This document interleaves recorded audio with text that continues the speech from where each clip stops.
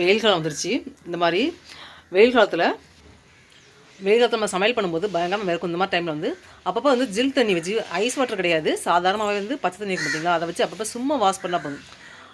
Soap கிடையாது, ஃப்ரெஷ்ஷாக அப்பப்போ வந்து தண்ணி வச்சு முகத்தை வந்து அப்படியே ஊற்றிட்டே வந்து வச்சுக்கோங்களேன். நமக்கு வந்து அந்த வேர்வை வந்து நமக்கு அடங்கும். அதே மாதிரி நம்ம ஹீட்டில் வேலை செய்கிறோம்ல சமையல் பார்க்கும்போது, நமக்கு வந்து அந்த டென்ஷன் இல்லாமல் இருக்கும். நான் அப்படி தான் செய்வேன். எனி டைம் வந்து ஃபேஸ் அப்பப்போ தண்ணியில் வாஷ் பண்ணிட்டு இருப்பேன் இந்த கோடை காலத்தில். அப்போ தான் வந்து வாஷ் பண்ணால் சோப்பு போட்டு கிடையாது, சும்மா வெறும் தண்ணியில்.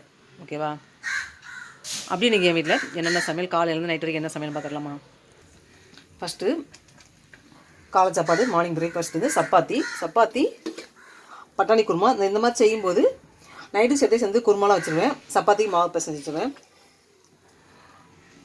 ஏன்னா மத்தியானம் சிம்பிளான சாப்பாடுங்கள காலை சாப்பாடு நைட் சாப்பாடு சேர்த்தே செஞ்சு வச்சுருவேன். பட்டாணி குருமா கூட கொஞ்சம் வச்சுட்டு சப்பாத்தி மாவு பிசைஞ்சு வச்சுருங்களேன். நமக்கு வந்து நைட் ஒரு டிஃபன் பார்க்க தேவையில்லை. இதே இது சாப்பிட்டுக்கலாம். குருமா வந்து எக்ஸ்ட்ரா வச்சுக்கணும். நம்ம வந்து இதே மாதிரி நிறையா வச்சுட்டோம்னா நைட்டுக்கு வந்து டிஃபனுக்கான வேலை நம்ம செய்ய தேவையில்லை. மதிய சாப்பிட முடிச்சுக்கலாம். நான் அந்த மாதிரி தான் பண்ணுவேன். அப்புறம்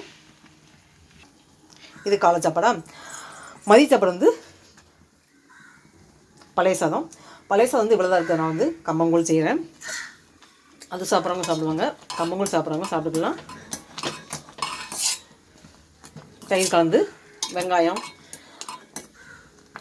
வீட்டில் என்ன பொரியல் செய்யுமோ அதை சாப்பிட வேண்டியதான். அப்புறம் நெக்ஸ்ட் வந்து முருங்கைக்காய்.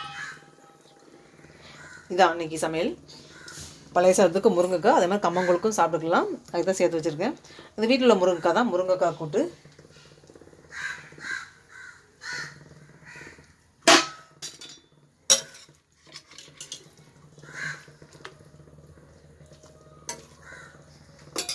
இது இன்றைக்கான சாப்பாடு வகைகள்.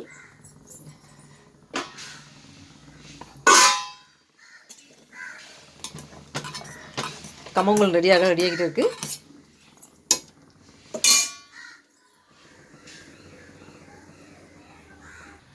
சில டைம் அப்படி தான் சிம்பிளாக செஞ்சுக்குவேன் சமையல்லாம்.